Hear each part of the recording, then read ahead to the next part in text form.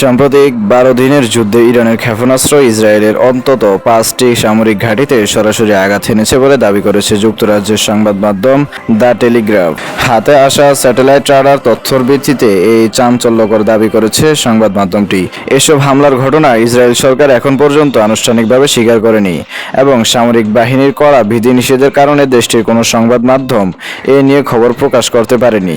যুক্তরাষ্ট্রের Oregon State ইউনিভার্সিটির একদল গবেষক এই রাডার চিত্রগুলো বিশ্লেষণ করেছেন, যারা যুদ্ধক্ষেত্রে বোমার ক্ষয়ক্ষতি শনাক্তে বিশেষজ্ঞ। তারাই বিষয়টি দ্য টেলিগ্রাফকে জানান। তথ্য অনুযায়ী উত্তর, দক্ষিণ এবং মধ্য ইসরায়েলের বিভিন্ন এলাকার 5টি সামরিক স্থাপনায় ইরানের 6টি ক্ষেপণাস্ত্র আঘাত হানে, যে হামলার তথ্য এর আগে প্রকাশ্যে আসেনি। এর মধ্যে একটি বড় বিমান ঘাঁটি, একটি গোয়েন্দা তথ্য সংগ্রহ কেন্দ্র এবং একটি লজিস্টিক ঘাঁটি রয়েছে।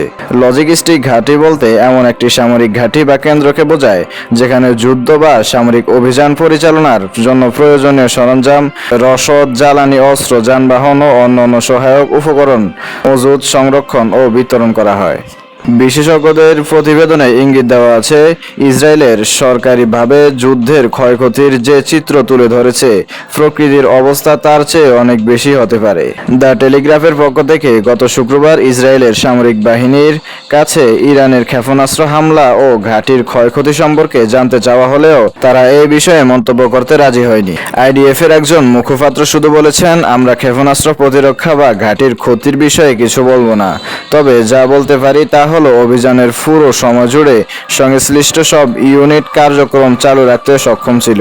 5টি সামরিক স্থাপনার পাশাপাশি ইসরায়েলের আরও 36টি স্থানে ইরানি ক্ষেপণাস্ত্র আঘাত হানে, যা দেশটির আকাশ প্রতিরক্ষা ব্যবস্থা ভেদ করে আবাসিক ও শিল্প কাঠামোতে উল্লেখযোগ্য ক্ষতি সাধন করেছে। ইসরায়েল জুড়ে আবাসিক স্থাপনার ব্যাপক ক্ষয়ক্ষতির সত্ত্বেও দেশটির মাত্র 28 জন নাগরিক নিহত হয়েছেন। ধারণা করা হচ্ছে, ইসরায়েলের উন্নত সতর্ক ব্যবস্থা এবং জনগণের ধারাবাহিক ও সুশৃঙ্খলভাবে আশ্রয় কেন্দ্র ও নিরাপদ কক্ষ ব্যবহারের ফলে তুলনামূলক কম মানুষের প্রাণহানি হয়েছে।